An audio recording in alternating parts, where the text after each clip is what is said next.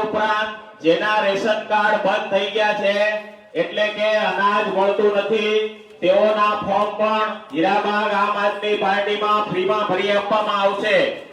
આ ઉપરાંત જેના રેશન કાર્ડ ચાલુ છે તેને એક વ્યક્તિ દીઠ 3.5 કિલો ઘઉં અને 1.5 કિલો ચોખા મળવા પાત્ર છે।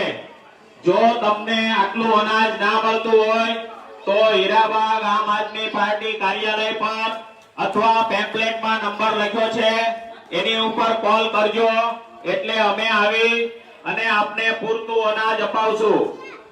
આ ઉપરાંત હવે જ્યારે પણ ગેસના બાટલાની ડિલિવરી લ્યો ત્યારે ખાસ વજન ચેક કરીને ડિલિવરી લેજો કારણ કે 4 દિવસ પહેલા જ અમે 150 બાટલા કતારગામમાં પકડ્યા છે જેમાં 3 થી 4 કિલો વજન ઓછું હતું એટલે કે એક તો 100 રૂપિયાનો વધારો આવ્યો છે સરકાર દ્વારા અને એમાંય આ ચોર એજન્સી વાળા જો તમારા ગેસમાંથી 3 થી 4 કિલો વજન કાઢી લે એટલે તમને કમસે કમ 300 થી 400 રૂપિયાની નુકસાની જાય।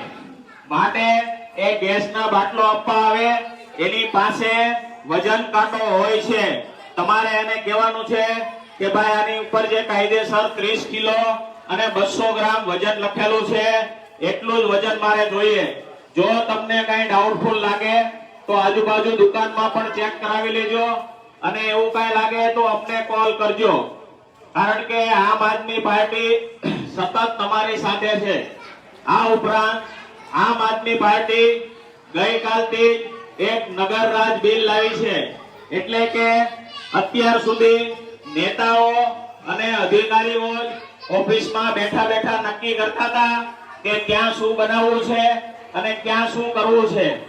હવેથી એક એક શેરીમાં એક એક મહિલાને એક એક પુરુષને એક એક બાળકોને નક્કી કરવાનો અધિકાર મળશે આ નગરરાજ બિલથી કે તમારે તમારા વિસ્તારમાં શું જોઈએ છે। હોસ્પિટલની જરૂર છે, સ્કૂલની જરૂર છે, લાઇબ્રેરીની જરૂર છે, ગાર્ડનની જરૂર છે, મોહલ્લા ક્લિનિકની જરૂર છે। જે કઈ વસ્તુ તમે નક્કી કરશો એ તમારી કમિટી સોસાયટીની હશે એ નક્કી કરી કોર્પોરેટરને આપશે અને કોર્પોરેટર ડાયરેક્ટ સ્ટેન્ડિંગ કમિટીમાં આની ભલામણ કરી અને તમારું કામ કરાવશે।